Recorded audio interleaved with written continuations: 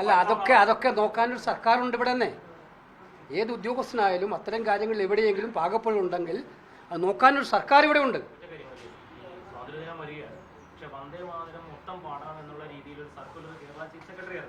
അത് രാജ്ഭവൻ പറഞ്ഞിട്ടാണ് എന്ന രീതിയിൽ വ്യാഖ്യാനം വരും. സർക്കാർ അറിയാതെ ഉദ്യോഗസ്ഥർ ഇത്തരത്തിൽ പ്രത്യേകിച്ച് കോൺഗ്രസ് ഉൾപ്പെടെ എതിർക്കുന്ന ആ മുഴുവൻ ഭരണം എതിർക്കുന്ന രീതിയിലൊക്കെ ഇവിടെ UDF ഭരിക്കുമ്പോൾ അത്തരത്തിലുള്ള സർക്കുലർ ഇറക്കുന്നത് അല്ല, അത് ചീഫ് സെക്രട്ടറി ഏത് സാഹചര്യത്തിൽ ഇറക്കിയതെന്ന് എനിക്കറിയില്ല. അപ്പം അത്തരം ധൃതി പിടിച്ചിട്ട് എന്തുകൊണ്ട് ഉദ്യോഗസ്ഥന്മാർ ഇത്തരം കാര്യങ്ങൾ ചെയ്യുന്നു എന്നുള്ളത് ഗവൺമെൻറ് പരിശോധിക്കും. എന്തെങ്കിലും ഉണ്ടെങ്കിൽ ഞാൻ ഗവൺമെൻറ്റിനോട് സംസാരിക്കും.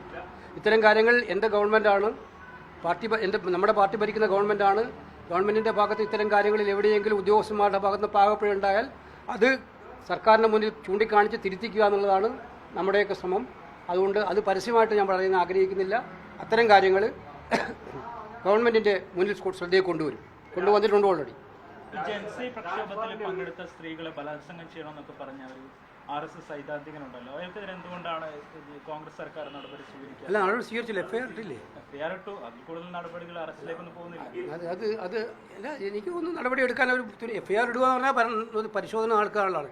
ഇത് അവർക്ക് RSSനൊക്കെ തന്നെ വിചാരം എന്ന് വെച്ചാൽ അവർ ഈ രാജ്യം മുഴുവൻ ലോകം മുഴുവൻ ഭരിക്കുന്നവരാണെന്നാണ്, എന്നും പറയാനാണ്. അത്തരം ആളുകളെ ഇപ്പം നിയന്ത്രിക്കാൻ കേരള പോലീസിന് കഴിയുമെന്നാണ് എൻ്റെ വിശ്വാസം. രാജ്ഭവന്റെ ഒരു കിട്ടുവൽ പ്രകാരമാണ് വന്ദേ മാതരത്തിന് അനുമതി കൊടുക്കുന്നത്, അല്ലെങ്കിൽ അതിനുവേണ്ടി ഉള്ളൊരു ശുപാർശ ഉദ്യോഗസ്ഥർക്ക് ഉണ്ടായെന്നാണ് പറയുന്നത്. അല്ല, അതൊക്കെ നോക്കാനൊരു സർക്കാരുണ്ട് ഇവിടെ തന്നെ. ഏത് ഉദ്യോഗസ്ഥനായാലും അത്തരം കാര്യങ്ങൾ എവിടെയെങ്കിലും പാകപ്പഴുണ്ടെങ്കിൽ അത് നോക്കാനൊരു സർക്കാർ ഇവിടെ ഉണ്ട്. ഇത് പറയുമ്പോൾ ഇതിപ്പോൾ ഞാൻ ഇന്നലെ ഇന്നിപ്പോൾ പിണറായി വിജയൻ്റെ പ്രസ്താവന കേട്ടു. ഗവർണറുടെ മുമ്പിൽ പോയിരുന്ന് എല്ലാ ദിവസവും രാവിലെ കവാത്ത് മറന്നുകൊണ്ട് വൈസ് ചാൻസലർമാരുടെ നിയമനത്തിൽ ഒപ്പിട്ട് കൊടുക്കുകയും എല്ലാം അംഗീകരിക്കുകയും ചെയ്ത പിണറായിക്ക് ഇത് പറയാൻ എന്താ അധികാരമുള്ളത്? ഞങ്ങളേതെങ്കിലും ഉദ്യോഗസ്ഥന്മാർ എന്തെങ്കിലും പ്രയാസപ്പെട്ട് എന്തെങ്കിലും കാര്യത്തിൽ ചില കാര്യങ്ങളിൽ നമുക്ക് നിരക്കാത്ത കാര്യങ്ങൾ ചെയ്തിട്ടുണ്ടെങ്കിൽ അത് പരിശോധിക്കാൻ ഗവൺമെൻറ് പരിശോധിക്കും. ഞാൻ പറഞ്ഞത് അതുകൊണ്ടാണ് ഞാൻ പത്രക്കാരോട് പറയാൻ ഉദ്ദേശിക്കുന്നില്ല. നമ്മുടെ വികാരങ്ങളത് കൃത്യമായും പാർട്ടിയുടെ സമീപനം എന്താണെന്നത് ഗവൺമെൻറ് ബന്ധപ്പെട്ട ആളുകളുമായി സംസാരിക്കും.